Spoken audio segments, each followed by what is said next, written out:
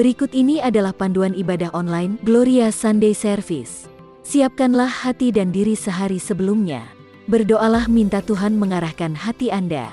Dan buat reminder jam ibadah di HP Anda. Berpakaianlah yang rapi dan sopan, sama seperti saat Anda ke gereja. Siapkanlah diri Anda 10 menit sebelum ibadah dimulai. Ambillah waktu teduh di hadapan Tuhan.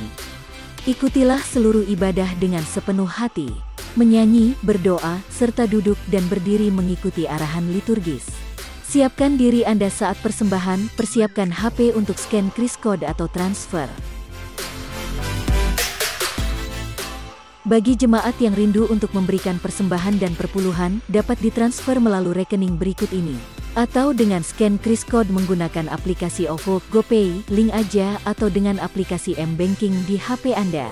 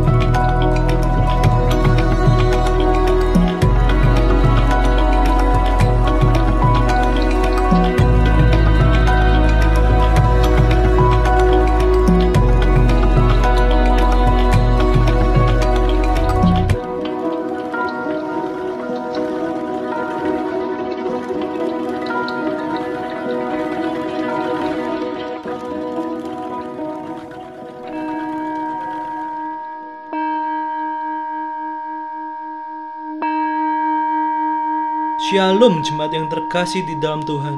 Puji syukur kalau pada hari ini kita masih boleh berkumpul untuk beribadah. Mari kita bangkit berdiri, kita mau mempersiapkan hati sebelum kita masuki ibadah pada hari ini.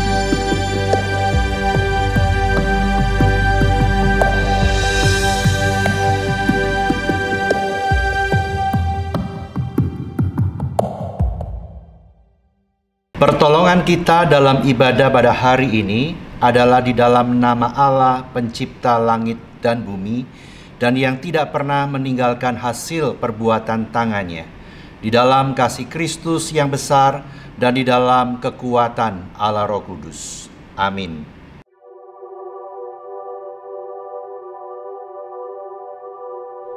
Sebab dialah Allah yang layak menerima pujian dan hormat dari dulu, sekarang, sampai selama-lamanya. Berilah hormat hanya bagi Dia. Hormat diberi.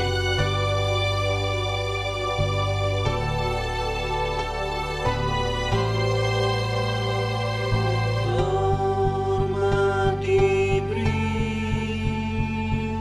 bagi Bapa, Anak, dan Roh Kudus, dari mula sampai sekarang dan seterusnya, termulia.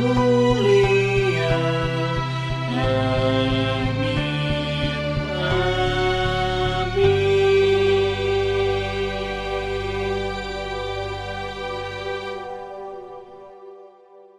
Bacaan bertanggapan. Berilah kepada Tuhan kemuliaan namanya. Sujudlah kepada Tuhan dengan meriaskan kekudusan. Tuhan bersemayam di atas air bah. Tuhan bersemayam sebagai Raja untuk selama-lamanya. Tuhan kiranya memberikan kekuatan kepada umat-Nya. Tuhan kiranya memberkati umat-Nya dengan sejahtera. Seperti para malaikat yang berseru, Kudus, Kudus, Kuduslah Tuhan semesta alam. Marilah kita memasyurkan nama Tuhan dengan kesungguhan hati, sampai seluruh bumi penuh dengan kemuliaan-Nya.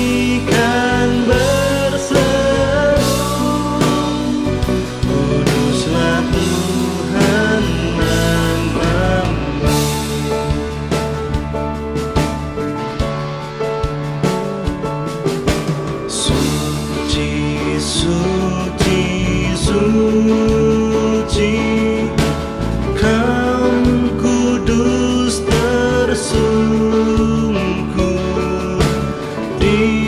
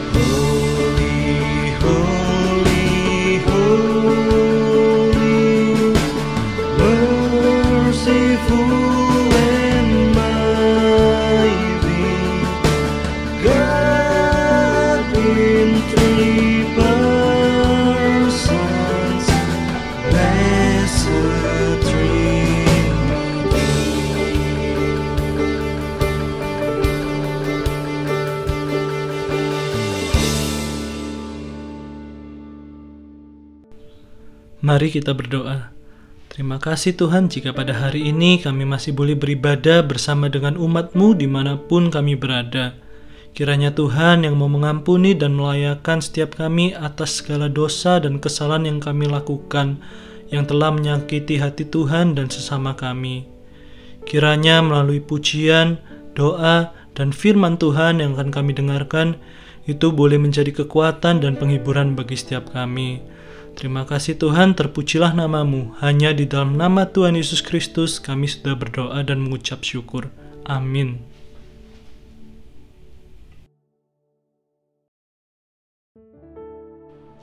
Inilah berita anugerah yang terambil dari Kolose 1 ayat 13-14. Ia telah melepaskan kita dari kuasa kegelapan dan memindahkan kita ke dalam kerajaan Anak-Nya yang kekasih. Di dalam Dia kita memiliki penebusan kita, yaitu pengampunan dosa. Bersyukurlah karena Tuhan telah menyelamatkan setiap kita. Naikkanlah syukurmu, bersukacitalah bagi Dia. Kasih yang begitu besar, lebih kuat dari dosa. Kasih yang menemukanku, selamatkan dan pulihkanku. Ku naikkan syukurku, ku tak akan berhenti memuji, meninggikan nama-Mu selalu, menari memuliakan-Mu. Dibebaskan, dibangkitkan, hidup yang Kau beri, dan kini hanya untuk-Mu.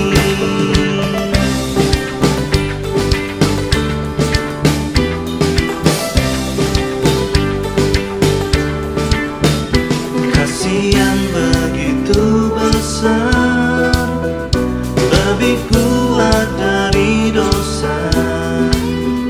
Kasih yang menemukanku, selamatkan dan pulihkanku.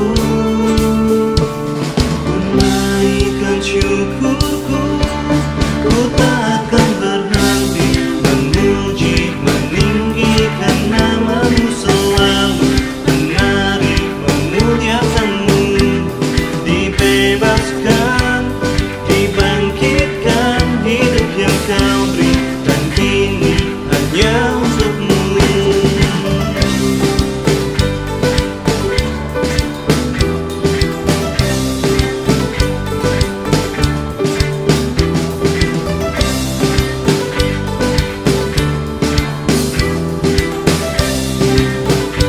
Bersama kita pujikan.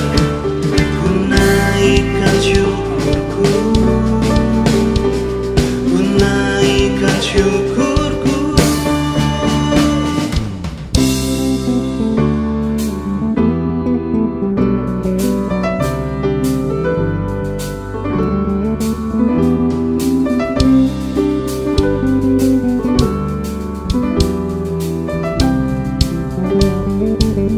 Here we go. Ku tak akan berhenti memuji, meninggikan nama-Mu selalu, menari memuliakan-Mu. Dibebaskan, dibangkitkan, hidup yang Kau beri, dan kini hanya untuk-Mu. Takkan berhenti meninggikan nama-Mu. Dibebaskan, dibangkitkan, hidup yang Kau beri, dan kini hanya untuk-Mu. Hidup yang Kau beri, dan kini hanya untuk-Mu.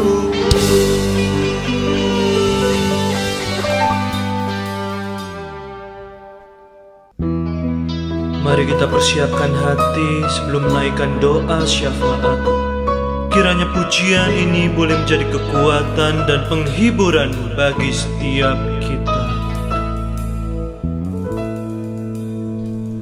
Bila Kau izinkan sesuatu terjadi, ku percaya semua untuk kebaikanku. Bila nanti tiba waktumu, ku percaya kuasa-Mu memulihkan hidupku. Waktu Tuhan pasti yang terbaik, walau kadang tak mudah dimengerti. Lewati cobaan, ku tetap percaya waktu Tuhan pasti yang terbaik.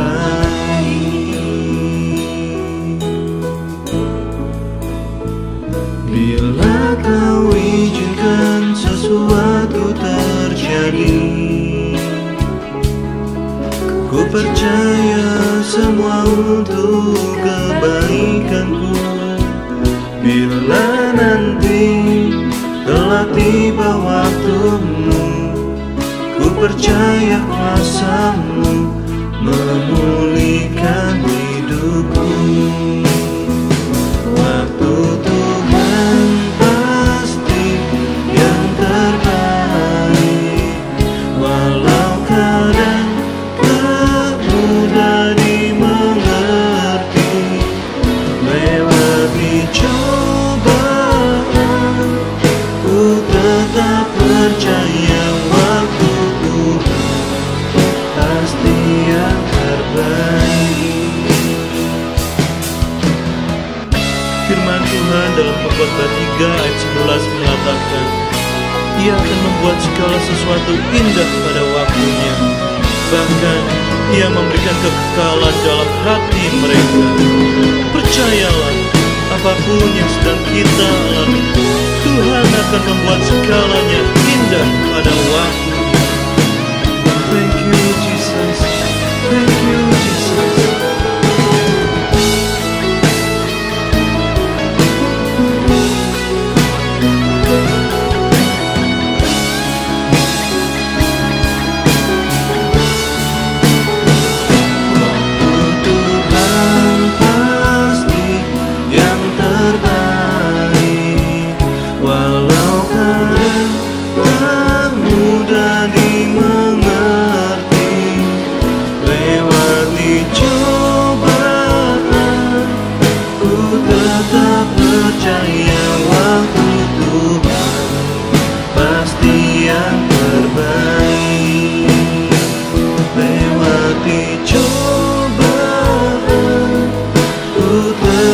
Percaya waktu Tuhan pasti yang terbaik. Lewati cobaan, ku tetap percaya waktu Tuhan pasti yang terbaik.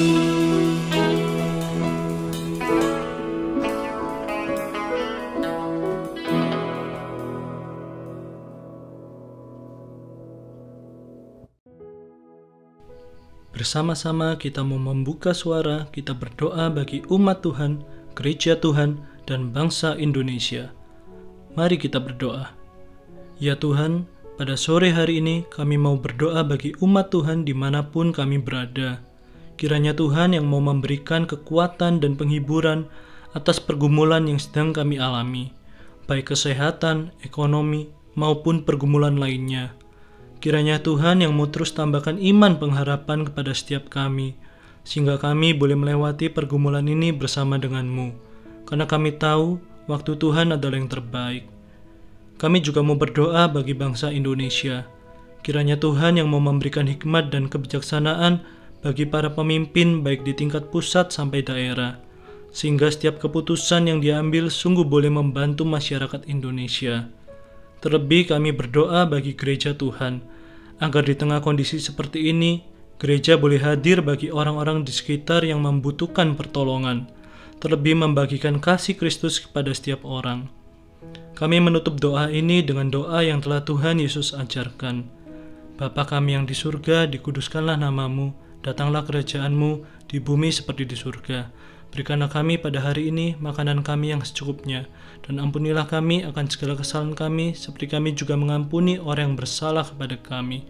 dan janganlah membawa kami ke dalam pencobaan, tetapi lepaskanlah kami daripada yang jahat. Karena Engkaulah yang punya kerajaan dan kuasa dan kemuliaan sampai selama-lamanya. Amin. Bersama dengan gereja di segala abad dan tempat, mari kita mengikrarkan pengakuan iman kita. Pengakuan iman rasuli. Aku percaya kepada Allah, Bapa yang Maha Kuasa, Khalik langit dan bumi, dan kepada Yesus Kristus, anaknya yang tunggal, Tuhan kita, yang dikandung dari Roh Kudus, lahir dari anak darah Maria, yang menderita sengsara di bawah pemerintahan Pontius Pilatus, disalibkan, mati dan dikuburkan, turun ke dalam kerajaan maut. Pada hari yang ketiga, bangkit pula dari antara orang mati, naik ke surga, duduk di sebelah kanan Allah, Bapa yang Maha Kuasa, dan dari sana ia akan datang untuk menghakimi orang yang hidup dan yang mati. Aku percaya kepada Roh Kudus, gereja yang kudus dan am, persekutuan orang kudus, pengampunan dosa, kebangkitan tubuh, dan hidup yang kekal. Amin. Dialah Bapa yang baik, yang tak pernah meninggalkan dan melupakan setiap kita. Marilah dengan penuh kerinduan kita membuka hati untuk menerima firman Tuhan. Bersyukur selalu bagi kasih-Mu di dalam hidupku,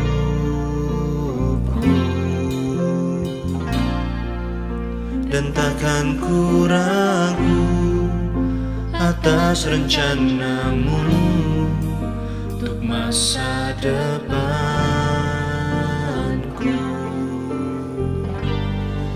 Sebagai Bapa yang baik, takkan pernah Kau melupakanku. Sebagai Bapa yang sangat baik, takkan pernah Kau meninggalkanku. Ku kan menari dan bersuka karena-Mu, oh Yesusku, dan ku kan minum air-Mu bagai rusa rindu. Selalu ku hidup dalam-Mu dan hidup-Mu di dalamku, oh Yesusku, Kau sangat ku cinta.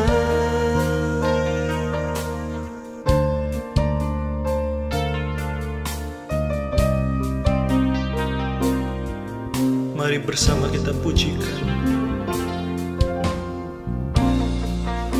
Bersyukur selalu bagi kasih-Mu di dalam hidupku.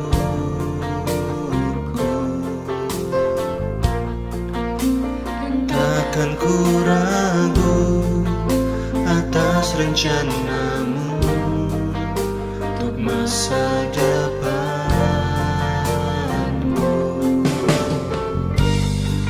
Sebagai Bapa yang baik, takkan pernah Kau melupakanku.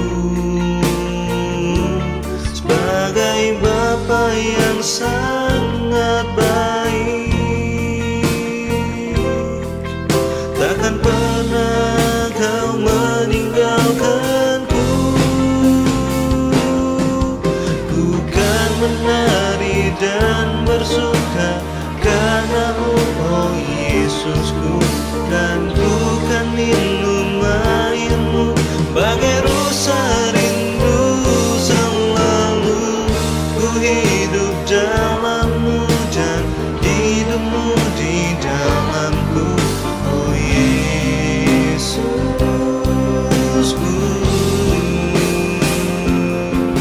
Ku kan menari dan bersuka karena-Mu, oh Yesusku,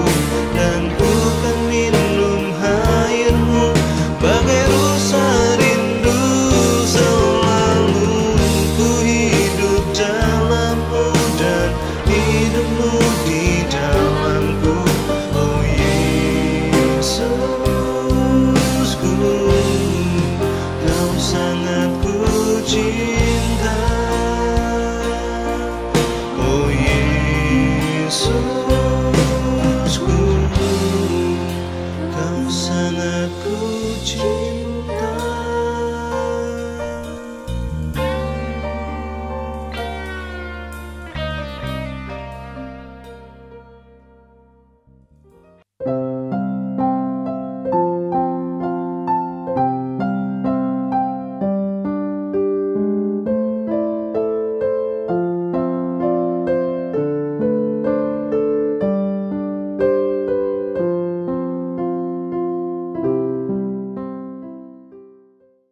Selamat pagi Bapak Ibu dan saudara-saudara yang kekasih di dalam Tuhan Yesus Kristus. Shalom. Senang kita bisa berjumpa dalam ibadah minggu pada hari ini. Mari sebelum kita membaca dan merenungkan firman Tuhan, kita akan berdoa. Bapa Surgawi, kami datang merendahkan diri kami kepadamu. Kami berdoa biarlah hari ini menjadi sebuah hari yang membawa kami boleh diperbaharui oleh Tuhan sekali lagi.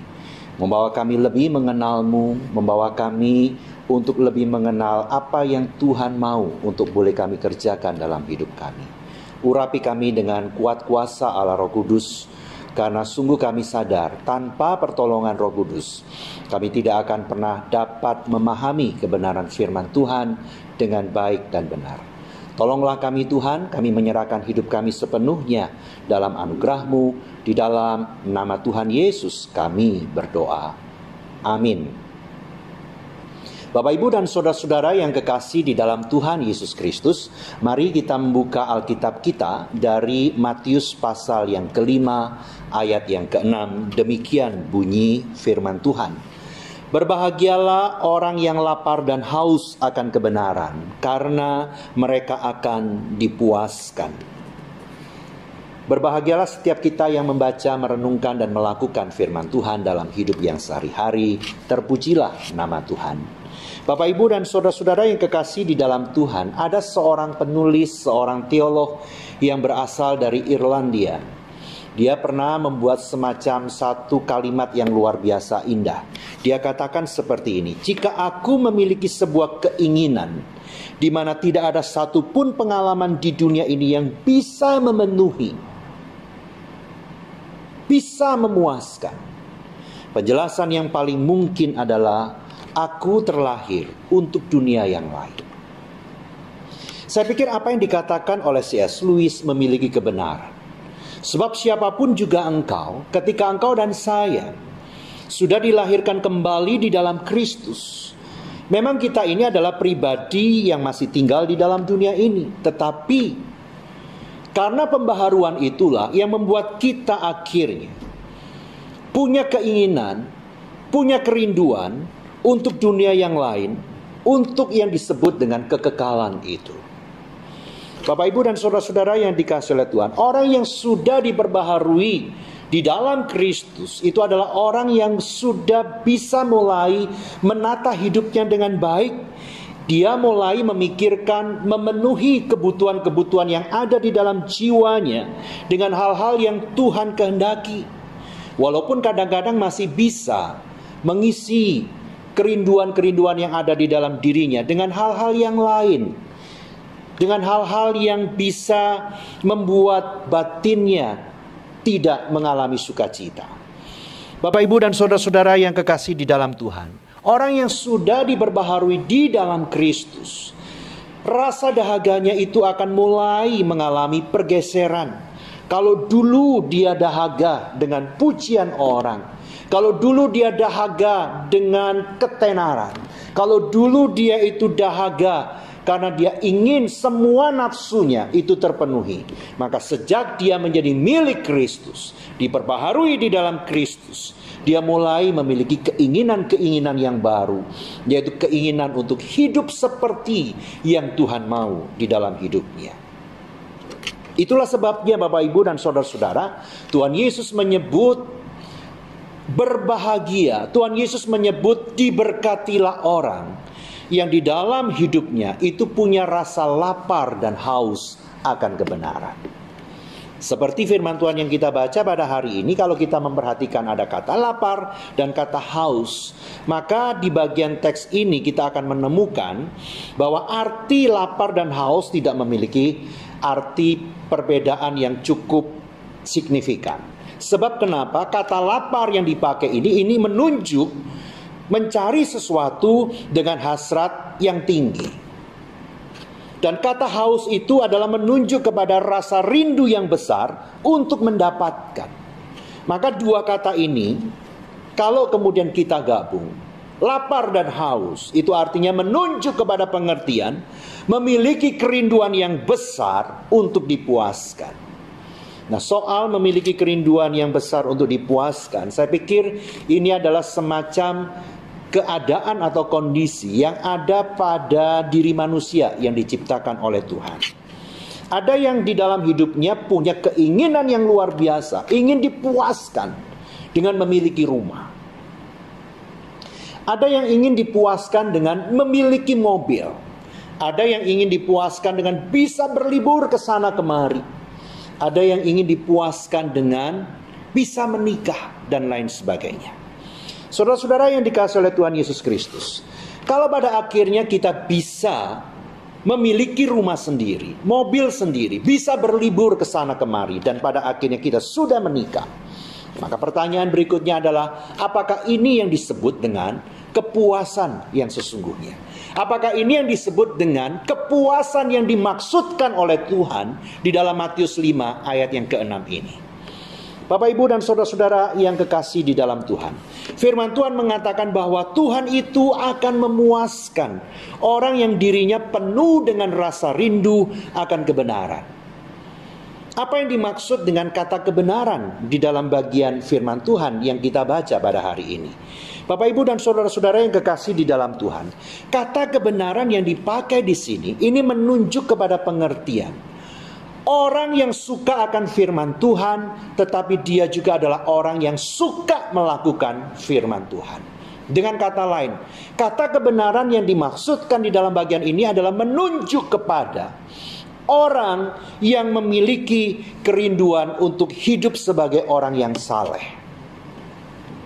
Jadi yang dipuaskan oleh Tuhan itu adalah orang yang terus-menerus tiap-tiap hari merindukan dengan sangat-sangat ingin dia boleh menjadi orang yang hidup di dalam kesalehan. Hidup mencari kebenaran firman Tuhan, mempelajari firman Tuhan, tetapi dia adalah orang yang juga mau melakukan kebenaran firman Tuhan itu lewat hidupnya. Bapak, Ibu, dan saudara-saudara yang dikasihi oleh Tuhan Yesus Kristus, karena bagian firman Tuhan ini adalah janji Tuhan, bahwa Tuhan itu akan membuat orang berbahagia, diberkati, kalau dia memiliki rasa rindu yang besar untuk menjadi orang yang saleh. Maka bagaimana dengan orang yang di dalam hidupnya terus-menerus dia hanya ingin dipuaskan untuk hal-hal yang lain selain hidup menjadi orang yang saleh? Bagi saya, Bapak, Ibu, dan saudara, orang-orang yang seperti itu tentu masih bisa merasakan apa artinya kepuasan itu. Tetapi kepuasan itu akan membawanya kepada sebuah kehidupan yang buruk. Contoh di dalam Alkitab kita menemukan Raja Saul. Raja Saul ini adalah raja yang dipilih, diangkat oleh Tuhan melalui Samuel. Tentu Tuhan menginginkan Raja Saul menjadi raja yang memuliakan nama Tuhan. Tuhan ingin Raja Saul bisa membuat sejahtera rakyat Israel dalam kehidupan pemerintahan yang dia kerjakan. Melalui apa? Melalui menaati apa yang dikatakan oleh Tuhan melalui Samuel. Tetapi apa yang kemudian dilakukan oleh Raja Saul? Bapak, Ibu, dan saudara-saudara yang dikasihi oleh Tuhan, nampaknya di dalam diri Raja Saul, rasa puas yang ada di dalam diri Raja Saul itu adalah bagaimana dia bisa menjadi raja di Israel itu untuk selama-lamanya. Kepuasan yang ada di dalam diri Raja Saul itu adalah dia tidak ingin ada orang lain yang bisa menjadi ancaman baginya. Bapak, Ibu, dan saudara-saudara yang dikasihi oleh Tuhan Yesus Kristus, karena rasa puasnya adalah pada keinginan untuk menjadi raja sampai selama-lamanya, maka kemudian yang terjadi adalah Saul hidup di dalam kehidupan yang sungguh memprihatinkan. Kenapa? Karena dia menjadi pribadi yang kemudian mengabaikan nasihat-nasihat Tuhan melalui Samuel. Suatu ketika Samuel pernah berkata kepada Saul supaya dia menunggu Samuel datang untuk mengadakan sebuah upacara sebelum berperang melawan Filistin. Tetapi kemudian Samuel yang ditunggu tidak kunjung datang. Dan Samuel bukan datang terlambat, tapi dari sisi waktu tinggal sedikit saja sebetulnya. Tapi Saul sudah menjadi tidak sabar karena dia ketakutan karena orang Filistin sudah mulai memasuki wilayah sebagian Israel. Dan dia takut orang-orang yang menjadi tentaranya itu lari meninggalkan dia. Maka apa yang dia lakukan? Dia mengabaikan apa yang dikatakan oleh Samuel. Dia memimpin sendiri upacara pada hari itu. Dan kemudian yang terjadi adalah teguran yang luar biasa disampaikan oleh Samuel kepada Raja Saul. Tidak hanya itu Bapak Ibu dan saudara yang dikasihi oleh Tuhan. Ketika Raja Saul tahu bahwa rakyat Israel memuji Daud lebih banyak daripada memuji dirinya. Maka mulai pada hari itu dia bersumpah akan mencari Daud dan membunuh Daud. Kenapa dia lakukan itu?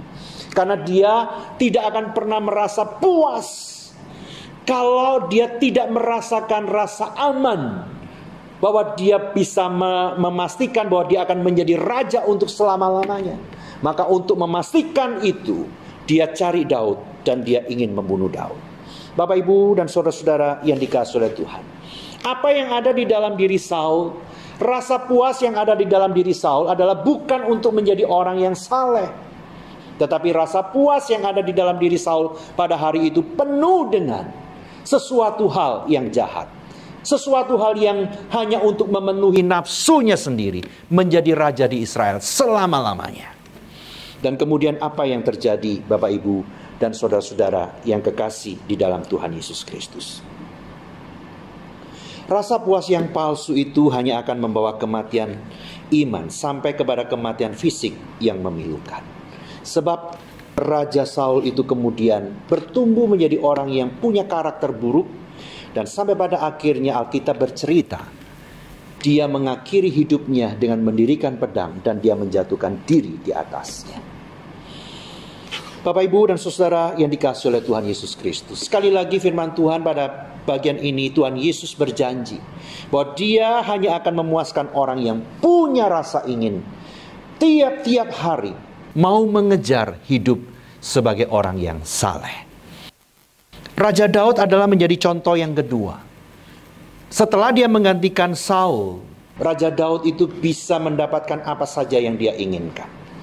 Saat kemudian di suatu hari dia menginginkan bisa memiliki Batsheba, apa yang kemudian terjadi? Orang-orang memberikan informasi kepada Daud supaya Daud mengurungkan niatnya bahwa Batsheba itu adalah istri Uria, istri orang yang mengabdi kepadanya, yang mengabdi kepada kerajaan Israel.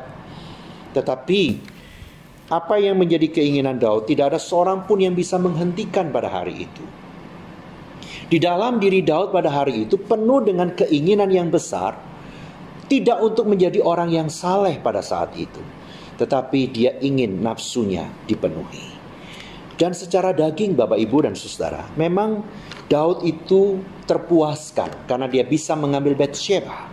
Tetapi sesungguhnya dia telah membunuh imannya sendiri.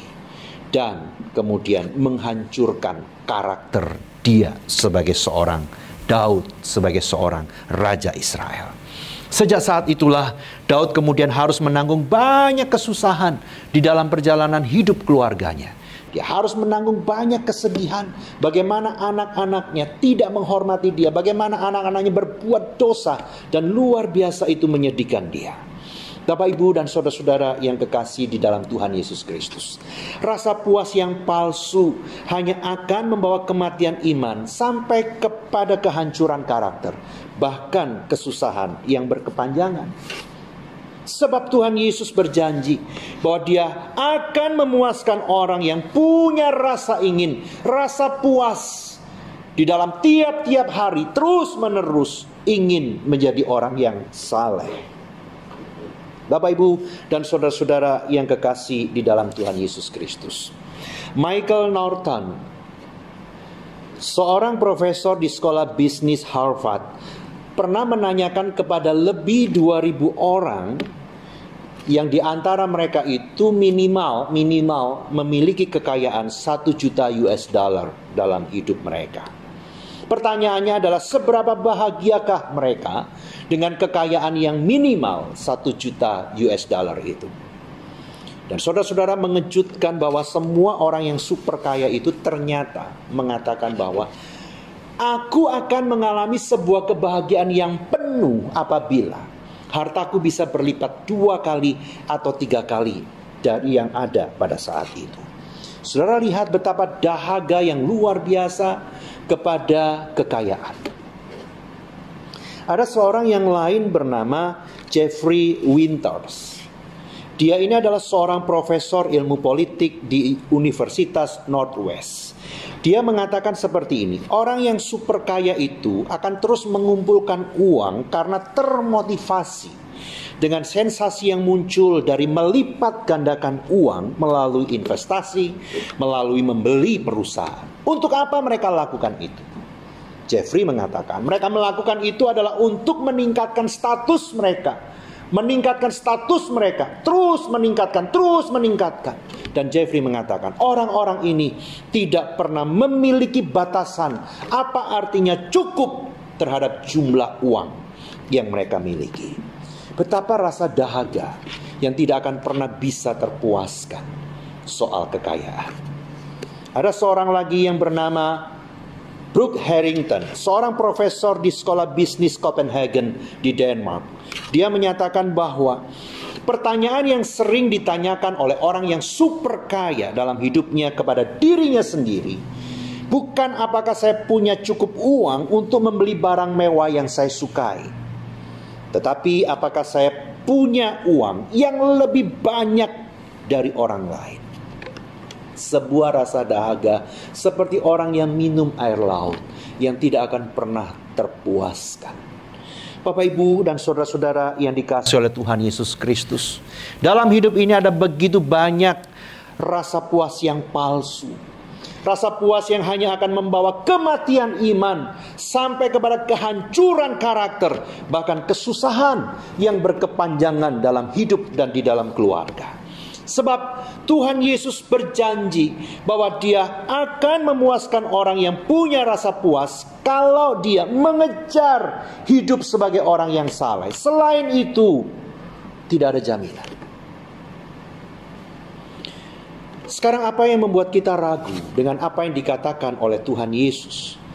Bahwa yang akan dibuat berbahagia oleh Tuhan, yang akan diberkati oleh Tuhan, itu adalah orang yang memiliki rasa yang tiap-tiap hari mengejar hidup sebagai orang yang saleh.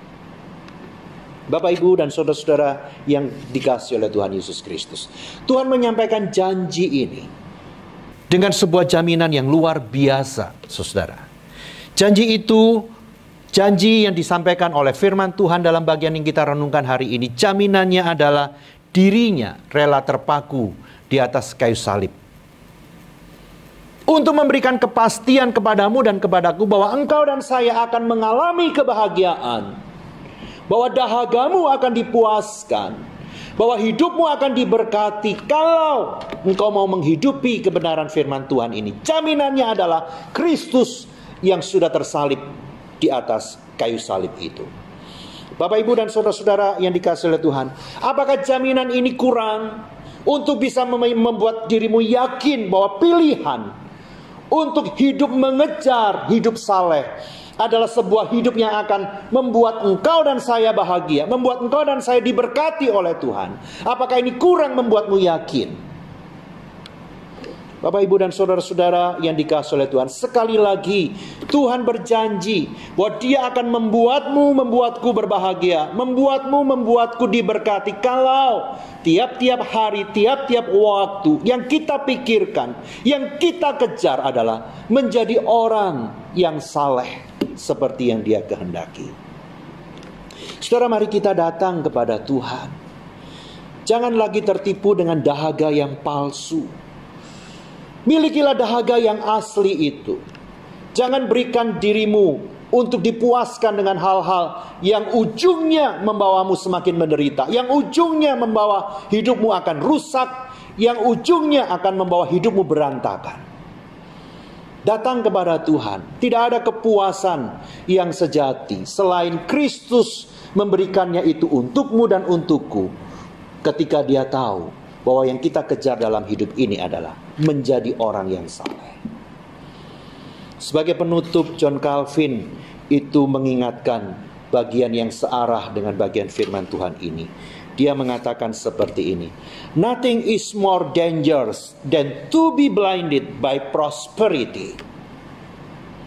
Tidak ada sebuah kehidupan yang berbahaya daripada menjadi buta oleh karena kemakmuran. Tidak ada sebuah kehidupan yang berbahaya daripada kita memiliki dahaga yang palsu.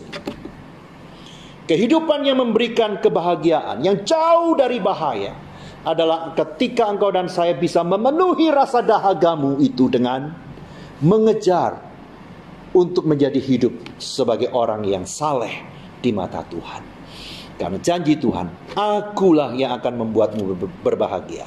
Akulah yang akan membuat hidupmu diberkati.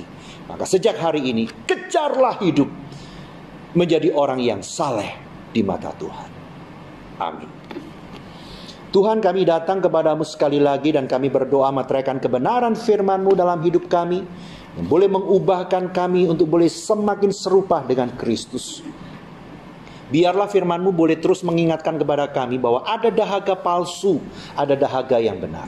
Dahaga yang benar adalah ketika kami dalam waktu-waktu kami terus mengejar, merindukan untuk hidup menjadi orang yang saleh. Kami berdoa Tuhan, apapun yang Kau karuniakan dalam hidup kami, pekerjaan, harta benda, keluarga, ingatkanlah kami Tuhan bahwa semuanya itu harus dapat membawa kami menjadi orang yang lebih dan lebih lagi saleh dalam kehidupan ini. Terima kasih banyak Tuhan. Kami bersyukur untuk janji-Mu. Engkau akan membuat kami bahagia, Engkau akan membuat kami diberkati apabila kami mengejar hidup sebagai orang yang saleh itu. Di dalam nama Tuhan Yesus kami berdoa. Amin.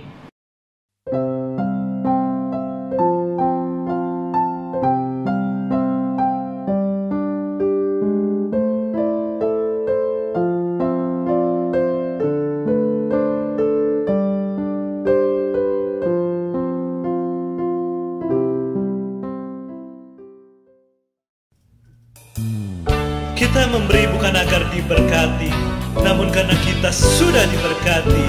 Berikanlah yang terbaik bagi Tuhan dengan penuh sukacita. Haleluya, haleluya.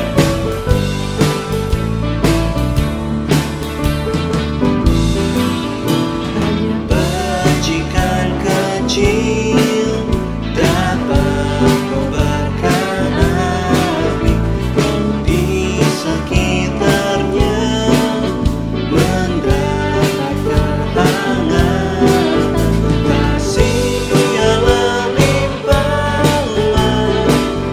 Bila kau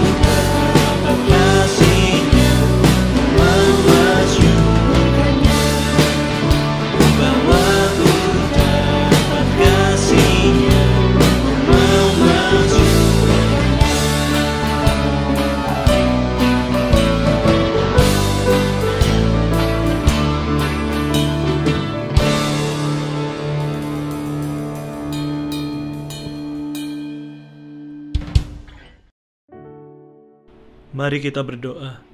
Terima kasih Tuhan jika kami masih boleh diberi kesempatan untuk memberi persembahan sebagai ungkapan rasa syukur kami. Ajari kami Tuhan untuk dapat mempersembahkan hidup sebagai bentuk persembahan yang sejati bagimu. Hanya di dalam nama Tuhan Yesus Kristus kami sudah berdoa dan mengucap syukur. Amin. Kita akan mengakhiri ibadah ini. Mari kita kembalikan segala puji, hormat, dan kemuliaan hanya bagi Tuhan. Doxologi. Puji Allah Bapa Putra, puji Allah Roh Kudus, ketiga-Nya yang esa. Pohon selamat sumber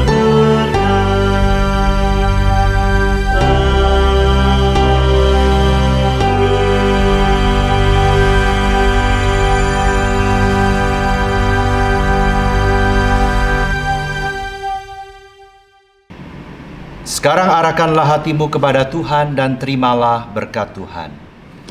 Tuhan memberkati engkau dan melindungi engkau. Tuhan menyinari engkau dengan wajah-Nya dan memberikan kasih karunia. Tuhan menghadapkan wajah-Nya kepadamu dan memberikan damai sejahtera. Amin.